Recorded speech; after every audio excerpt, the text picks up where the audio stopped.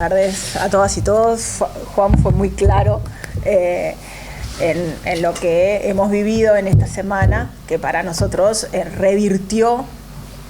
lo que venía pasando los últimos 3 años y 3 meses. Porque desde que nos enteramos el 1 de marzo de 2021 de este proyecto, bueno, ahí comenzamos a hacernos muchos cuestionamientos y a un derrotero de pedidos de acceso, de pedir información, tratar de participar, tratar de incidir. Primero que nada, yo integro la Comisión Nacional de Defensa del Agua y la Vida, y acá tengo 2 papelitos que ven así, pero que tienen 22 años, algunos ya están oxidados, que eran las consideraciones jurídicas de la reforma constitucional que habíamos redactado para cuando salíamos a hablar, a debatir, a explicar por qué queríamos, en este caso, recoger las firmas y cuáles eran los alcances que iba a tener ese articulado que habíamos realizado. Principalmente el detonante de ese articulado era para frenar las privatizaciones que se habían anunciado durante el gobierno de Valle, que estaban al este del Arroyo Maldonado, que se iban a llevar a Ciudad de la Costa y al resto de la costa. Ya esos vecinos pagaban 2.600 pesos en ese momento de agua, cuando en el resto de la población pagábamos 230 pesos por mes de agua. Además habían ya hecho, por ejemplo, la Laguna Blanca, la habían secado y tenían ya una cantidad de impactos. Entonces, cuando vimos eso dijimos, bueno, ¿cómo frenamos que la privatización se generalice al resto? Porque ya sabíamos que no iban a ir por una ley, porque los referéndums, ya habíamos tirado muchas privatizaciones por medio de referéndum, entonces no íbamos a poder. Entonces, ahí lo que surgió en esa mesa que estaba FOS, habíamos organizaciones sociales, también teníamos a la academia, fue ir a la Constitución. Y empezamos a redactar ese artículo de la Constitución. Entendíamos que teníamos que complementar el artículo 47, que ya hablaba de la protección del ambiente como interés general, que estaba allá. Y cuando empezamos a redactar el artículo, entendimos que si no cuidábamos las fuentes de agua, de donde venía el agua, no íbamos a poder tener el acceso que queríamos garantizarle a la población. Y también entendimos que debíamos declarar el acceso al agua potable y el saneamiento como un derecho humano fundamental. Y para asegurar ese derecho teníamos que cuidar las cuencas. Por lo tanto, establecimos que teníamos que gestionar las cuencas hidrográficas en forma integrada, priorizando su uso para consumo humano que para otros fines. Y también con un punto muy claro, que era con la participación de los usuarios. Y ahí, cuando nosotros pensábamos en usuarios, pensábamos en el usuario de la empresa pública, en cada vecino, no pensábamos en lo que después se interpretó como usuarios de los usuarios y la sociedad civil en todos los procesos de planificación, gestión y control de los recursos hídricos. ¿Y por qué pusimos todos esos procesos? Porque ya estábamos viviendo el 2002, en el 92 había sido la cumbre de Río, donde el principio 10 de participación en temas ambientales se había instalado, pero estábamos acostumbrados a que íbamos a los espacios de participación que decían, a las consultas públicas, decíamos no estamos de acuerdo con este proyecto por esto y después resulta que el proyecto salía nuestro nombre, el nombre de las organizaciones que habíamos participado, como avalando ese proyecto sin tener en cuenta nada de lo que habíamos expresado y habíamos rechazado en ese momento. Entonces, cuando terminamos de redactar con todos los puntos que entendíamos que todas las aguas superficiales y subterráneas tenían que ser de dominio público. Cuando yo miro este documento que habíamos hecho, el dominio público era lo que ocupaba más lugar, porque teníamos el debate que íbamos a tener, estábamos privatizando las aguas del país, los privados no iban a tener más ese dominio, era uno de los temas de debate más grandes. Y después, ¿cómo hacíamos para el objetivo primario, que había sido que no se privatizara? ¿Cómo lo redactábamos? Y ahí yo quiero compartir con ustedes el capítulo que acá dice servicio público, La reforma propuesta establece que la prestación del servicio público de agua potable y saneamiento solo podrá efectuarse por entidades estatales. Los servicios públicos se definen como un conjunto de actividades desarrolladas por entidades estatales o por su mandato expreso para satisfacer necesidades colectivas impostergables mediante prestaciones suministradas directa e inmediatamente a individuos bajo un régimen de derecho público. La ejecución de un servicio público puede llevarse a cabo directamente por una entidad estatal y en la reforma se establece a nivel constitucional y por ello solo modificable por otra reforma y con intervención de la ciudadanía que la prestación del servicio de agua potable y saneamiento solo podrá efectuarse por entidades estatales en forma directa. De ser aprobado este proyecto, tampoco serán admisibles las llamadas sociedades de economía mixta en la prestación de los servicios del artículo 188. Acá, por ejemplo, en las reparaciones, este documento que inclusive el ganchito me había oxidado,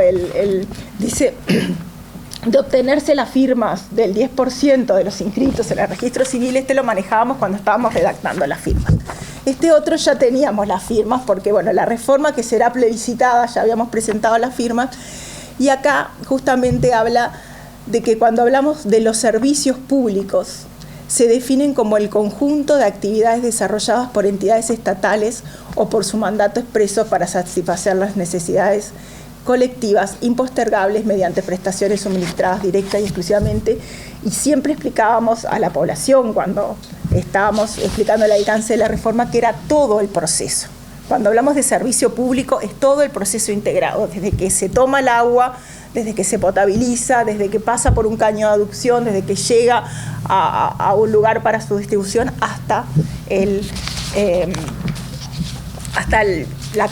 cada casa o cada usuario de OCE. Y eso me parece que es muy importante porque el derecho al servicio público, si uno se va al derecho más estaba así. Y ahí, en esto de compartir solamente algunas de esas vivencias de ese momento, porque creo que para nosotros lo importante que pasó esta semana es que, bueno, justamente se entendió y durante mucho tiempo y desde que el 1 de marzo anunciaron que privados habían presentado un proyecto, una iniciativa privada para hacer una planta potabilizadora, nosotros decíamos, y le dijimos al ministro Peña en los espacios de participación, esto no puede ser, está violando la Constitución, usted está basándose en una ley que es anterior a la reforma, una ley del 2002 de reactivación económica, no es PPP, pero es casi igual, y después viene la reforma constitucional en el 2004. Entonces, ¿qué vale más? ¿Una ley del 2002 o una iniciativa popular y lo que dice la Constitución en el 2004? Entonces, ahí vuelvo a insistir en ese concepto de lo privado en los servicios públicos y que fue quien más nos asesoró en esta parte del articulado, porque bueno, nos decía que era muy extenso el artículo 47, demasiado detallista, que en la Constitución no se tenía que ir al detalle, porque eso después se regulaba en los decretos reglamentarios o en la ley de la que también participamos y que nos queda claro lo que dice. Y ahí Casinelli Muñoz, me acuerdo que fuimos a su despacho, que era recuerdo que entramos a una sala con muchos libros, era como oscura, sí, pero que para nosotros era como una cuestión, y ahí estaba Casinelli, que ya estaba muy viejito, y era como, cada vez que hablaba era el silencio, y inspiraba muchísima confianza. Entonces, con sus lentes, un anciano, imagínense, para nosotros, que leía eso, entonces leyó cómo estaba redactado en ese momento, en esa parte del proyecto, el inciso 3, que el servicio público de saneamiento, el servicio público de abastecimiento de agua para consumo humano serán prestados exclusivamente por personas jurídicas estatales. Y él miró eso, pensó, estuvo en silencio un rato y dice, exclusiva y directamente, hay que agregar, por personas jurídicas estatales. Y bueno, el pueblo uruguayo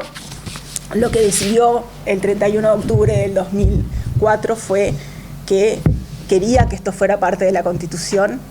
Un 65% de los uruguayos votaron de que esto fuera parte de nuestra Constitución, que el agua fuera un derecho humano y que se priorizara la gestión del agua se priorizara lo social sobre lo económico. Eso creo que es muy importante. Esta semana lo vimos tuvimos 2 fallos que toman la referencia del artículo 47 y también del convenio de Escazú, que es un convenio internacional en materia de ambiente y derechos humanos para acceso a la información, la participación y la justicia, que hemos venido reivindicando estos 3 años y 3 meses, porque entendíamos y le decíamos al Ministerio de Ambiente en todos los espacios que no estaban respetando los principios y disposiciones de Escazú y no estaban respetando lo que la Constitución decía. Cuando pusimos todos esos recursos administrativos, las respuestas que hicieran las jurídicas de OCE y el Ministerio de Ambiente, en todo momento ni siquiera quisieron entrar en los asuntos, sino que quedaban en que no teníamos legitimidad activa, que no éramos quienes para presentar este tipo de cuestionamientos, que lo rechazaban sin fundamentos, que creo que les va a costar bastante caro porque los contenciosos administrativos tuvieron fallas muy graves, pero entendían que podían seguir adelante. Entonces, para nosotros, esta sentencia del juez el lunes es clave. Cambia absolutamente cómo venía la tendencia, le muestra al Poder Ejecutivo que no puede seguir desoyendo a las organizaciones sociales, ignorando la Constitución, ignorando la normativa nacional e internacional en materia de ambiente. Alerta que en temas ambientales hay que escuchar también a la academia, que no quisieron escuchar en todo este tiempo. También hemos analizado lo poco que información que teníamos, porque como decía Sereta, nosotros pedimos información en todo este tiempo que se nos fue negado porque había un secretismo. Bueno, lo primero que tuvimos fue el estudio de impacto ambiental que se puso en diciembre del año pasado, se publicó en la página, tampoco avisaron que lo publicaron, sino que por suerte tenemos compañeros que buscan y encuentran. Y bueno, ese estudio de impacto ambiental tiene infinitas fallas, es absolutamente deficiente. Presentamos esos cuestionamientos, ya habíamos presentado el de viabilidad ambiental y se seguía como que siguen, que acá esto está bien, no pasa nada, no hay participación. Bueno, para nosotros esta instancia nos da la posibilidad de poder discutir, poder intercambiar, poder analizar estos puntos que pedimos que se analizaran en todos los espacios que estaban abiertos y que se tendrían que haber analizado por legislación, como la Comisión de Cuenca o el Consejo Regional. Pedimos desde el año 2021 con la agrupación Tucutuco que se creara la Comisión de Cuenca del Arroyo Sauce, cosa que se negó siempre el Ministerio de Ambiente a hacerlo y dijeron que, bueno, en el Consejo Regional estarían contemplados, pero tampoco nunca nos escucharon qué opinábamos nosotros ni ustedes,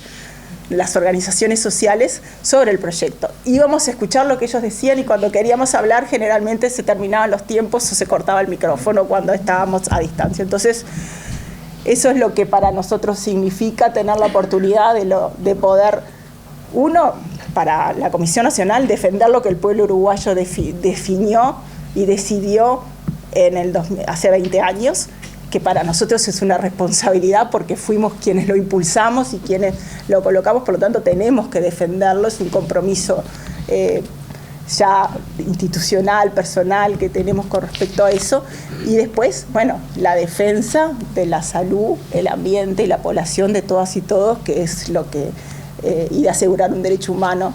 como es el acceso al agua, que fuimos el primer país que lo colocamos a nivel constitucional. Muchas gracias.